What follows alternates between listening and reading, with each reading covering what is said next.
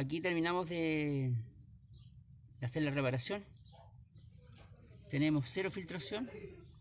Cambiamos el terminal del bastón. El otro material es Valco, así que funcionamos con PPR. Un terminal